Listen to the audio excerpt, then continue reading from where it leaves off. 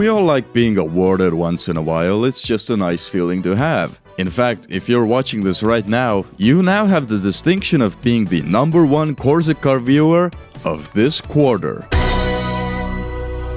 With this affinity for being rewarded amongst hardworking people, it's not surprising then to see award shows continuing to garner massive amounts of attention among the populace. Something like the Game Awards has increased its original viewership by 81 times in just 10 years and is hardly showing any sign of slowing down. So why don't Car of the Year awards get this amount of attention? I mean, some car awards are as old, if not older, than even the Grammys, for example. Well, cars are a lot less international than pieces of entertainment are. While the Suzuki That's That Me Espresso might have won Hatchback of the Year at the 2019 Tech and Auto Awards, most of us in the West here will never ever see one of those. That's why you'll have all kinds of different outlets having their own set of awards in basically every country on Earth. Different markets can have wildly different car markets, so it would be difficult to cater to all of them, even if some try. In countries around the world, you'll usually have either magazines, for example, giving out their picks for best cars of the year, or they might have a specific organization handing out yearly awards.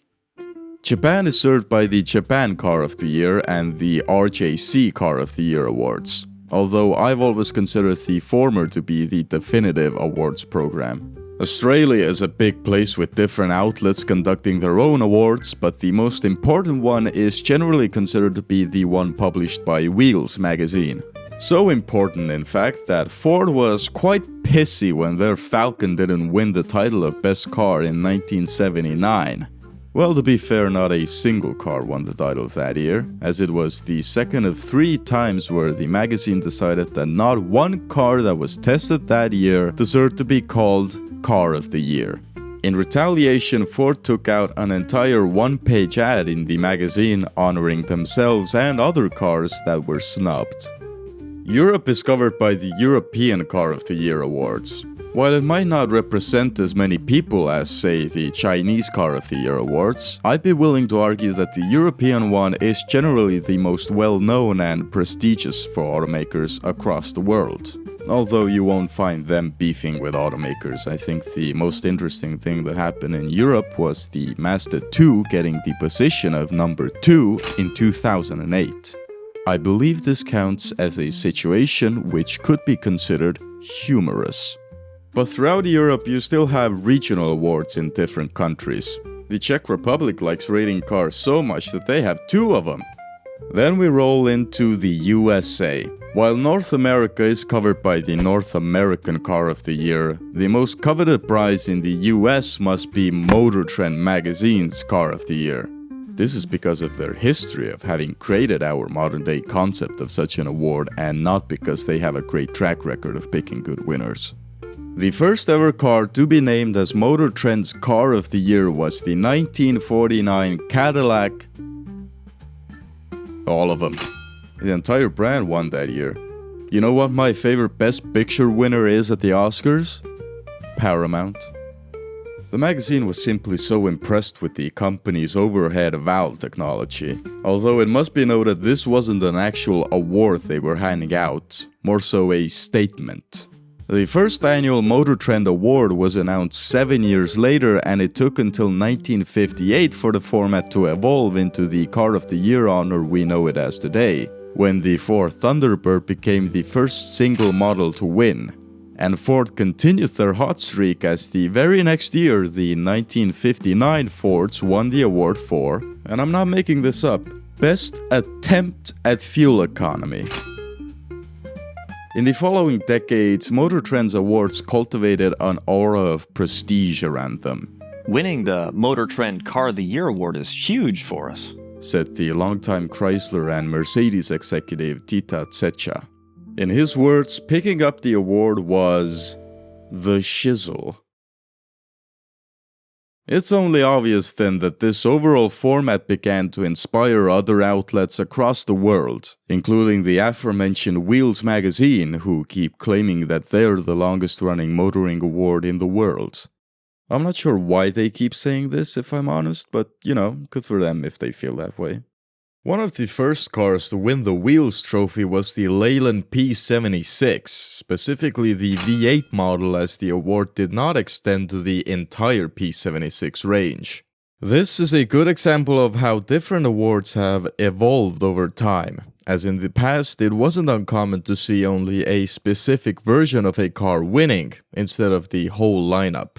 The inaugural winner of the Irish Car of the Year award was the 1978 Volkswagen Golf diesel, which went on sale 2 years after the initial petrol-powered Golf.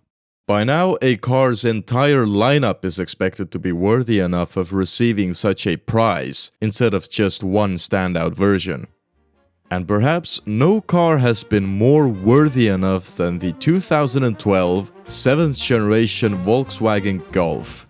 The car that I feel like was praised and won more awards than any other car in modern history. The Mark 7 Golf perhaps felt like the culmination of the Golf nameplate, combining everything that had made the previous models great and then kicking it up a notch, with superb build quality, excellent handling, great value for money, as far as a German car can go in that department, and so much more. And during the period between 2012 and 2014, car journalists across the world seemed to take it as their personal goal to reward the Golf as much as they could. The 2013 European Car of the Year, well, that's hardly a surprise. Then it got Das Goldene Lenkrad, read that as it being the German Car of the Year. Motor Trend gave it their top spot, and so did the North American Car of the Year judges. It was Car of the Year in Lithuania and the Czech Republic. Unfortunately, with Spain being Spain, they obviously couldn't give it to the Germans, so their variant of the Golf, the Seat Leon, won instead. In Japan, it became the very first non-Japanese car to win. Meanwhile, there was nothing interesting about it winning in Australia. The Brazilians gave it their top spot, and so did the judges of the World Car of the Year Awards. But most importantly of all, in 2014, the Volkswagen Golf achieved the big one and was crowned Estonian Car of the Year. The next generation of Golf managed to replicate exactly none of that success. In fact, it became the very first Golf model in history not to make it to the top 3 in the European Car of the Year Awards, or even make it to the finals. Seeing the overall success of the perennial Golf is interesting if you compare it to its closest overall worldwide competitor, the Toyota Corolla. The Corolla is regularly the best-selling car in the world, and unlike something like the Ford F-150, it is popular across basically the entire planet. It has been for a long time now, so with the success you would perhaps expect a bit more recognition of Toyota's family car, but other than some bits and bobs like a 5th place finish in Europe in 1988, or a win in Brazil in 2020, the Corolla has largely gone unnoticed. Unless you consider Lower Medium Car of the Year in the Company Car Today Awards to be an essential win. Maybe the problem is that Toyota just hasn't paid anyone off yet. Yeah, a long-time point of contention with many Car of the Year awards is the theory that manufacturers pay for their cars to receive the winning prize. Now, why would people come up with these kinds of theories? Could it be related to some incidents like back in 2010 when the nominee list for North American awards was leaked months beforehand, and included in the shortlist were cars like the Suzuki Kizashi, which hadn't been unveiled to the public yet, or the Honda Accord Cross Tour, which hadn't even gotten its name confirmed yet at that point. Lo and behold, when the actual nominees were announced, yep, the Kizashi and Cross Tour were both there. But to be fair, neither one won their respective category. Still, was this a revealing case of automakers sliding in a few payments to make sure their new cars were at least nominated for these awards? I don't know. I personally haven't been to any of their headquarters or any important meetings. They won't let me in. If you're looking at past winners and wondering how the hell a certain car could have won, you need to remember there's two different sides to this. Keep in mind, when test driving a car, journalists cannot measure long-term reliability. They get to drive brand new cars for, at most, a couple of weeks, a very limited amount of time, before sending it back to the manufacturer. If the door handle falls off during that time, that's great, but any long-term judgment of the drivetrain, for example, is out of the question. Only the radio failed to work as advertised. Hindsight is always 20/20. On the other side of the coin, you have to keep in mind that journalists get to test these cars for a very limited amount of time. Often during launch events, on all expenses paid trips in the south of Europe with other people who share their passions. This is obviously very deliberate on the part of the automakers, as being on a vacation essentially can very easily make the box on wheels you're reviewing seem a lot more appealing. Regardless of all of this though, it still continues to just be fun to look back at previous winners from all across the world. Those which have aged gracefully, those which, in hindsight, perhaps should not have been received as well, and all of those nominees that deserved better. I mean, the Renault 9 won in Europe in 1982, a car that feels like it only exists because France wanted to say that they did something that year. At the same time, the Australians have awarded Car of the Year titles to the Honda Prelude, Mazda RX-8, the original Honda NSX, 3 generations of the MX-5, and the Holden Gemini, an all-star cast. The International Van of the Year award, now that has always been interesting to me, because isn't that basically just awarding whoever decides to be the one to release a new van that year? Anyway, I'm pleased to welcome you to the first annual Corsic Car of the Year Awards. You can trust me, I'm not paid off. Anymore? The winner is the Nissan NX.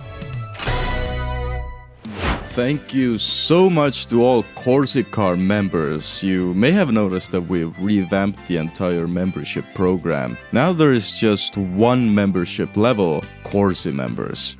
And with that, thank you to Nerd, Will K7, Sunandan Ghosh, Lex Chenis, Nate Florida, Ethan Shock, T3X, Martin Fan, Fewstar, The Real Emil, Bart B. Ben, Chuji Fan, H, Nissan Cube, Driver Anonym, Nerd Alert, and LCM Matt.